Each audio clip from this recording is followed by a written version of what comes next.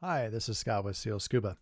I'm going to be giving you a walkthrough of some footage that we shot at a dive site called Cove 2, which is located on West Seattle, directly across the bay from downtown Seattle in Washington State, United States. Cove 2 is a very popular training site as well as a recreational diving site. It's fairly protected. Doesn't experience a whole lot of current during the tidal exchanges. This makes it very appealing to divers. This particular dive, I was with my friend Devin, who was diving a Hollis Prism rebreather system, and I was in a first-gen Razor harness inside mount. This footage was shot in the winter time, so the plant life is almost non-existent. As we move into the spring and summer months, there'll be a lot more kelp and sea lettuce along the bottom, and this habitat will attract a lot more critters. A really nice feature to this dive site is that thanks to a group of divers who volunteered their time and resources, there's now a series of ropes to help divers navigate through the site. And along these ropes you'll find a lot of artificial structure which provides habitat to invertebrates and fish, as well as some critters you may not commonly see. So we're currently following one of these rope lines down to depth, and we will be going down to a depth of about 118 feet and making our turn and coming back. So get deeper, you'll notice the water gets darker. It's not going to get quite this black, but in a couple clips you'll see that it's still green. There's some light getting down there, and this is midday with overcast.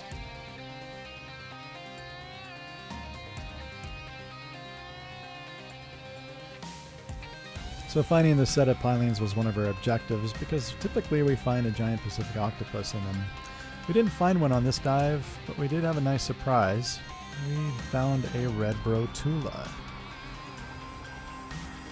That clip was a little short because it was all the footage we can salvage from what we were trying to get, having challenges with the camera angle and lighting. So here we're heading back up, passing this striped sea perch, and eventually we're going to hit the other rope that branches off from this main line and cuts across to a wreck known as the Honey Bear. Again, there's more structure, most of it's artificial, along this rope line, including these beautiful pilings. There's a lot of interesting critters that live on and inside pilings, so they're always worth exploring. And please remember to always take your dive training seriously so that you can have fun on your fun dives. Seriously. As we continued our way up to the Honey Bear, we ran across this red rock crab who had just cracked open a clam. These are very impressive and powerful crabs. And he had enough critters swimming around him, so we decided to move on. This was the Honey Bear. As we took a peek under the bow, we found a male lingcod guarding eggs. They get a little grumpy when they're doing this, so yeah. So coming around the other side of the boat, this is the inside of the hull. This boat's been down for quite a while and the storms have definitely knocked down a lot of its structure, so there's not a whole lot to it.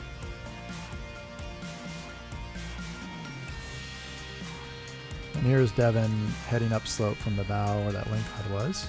You can see a plume of sea anemone on the ground there. And another small school of striped sea perch.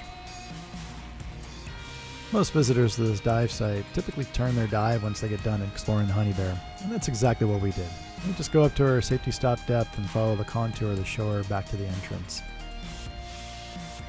You may recall at the beginning of the video, as we got in, it was overcast, but there really wasn't any rain. When we exited, it was quite a different story. This was the beginning of a snowstorm that put Seattle in gridlock for about 2 days. A beautiful force of nature. And then there's this guy. Wait a second, there wasn't a single tank diver in the video? No, I stole this from the end of the second dive to finish the story of this one. Special thanks to Devin and Jeremiah for a great day of diving. Thanks for watching. Hope to see you in the water.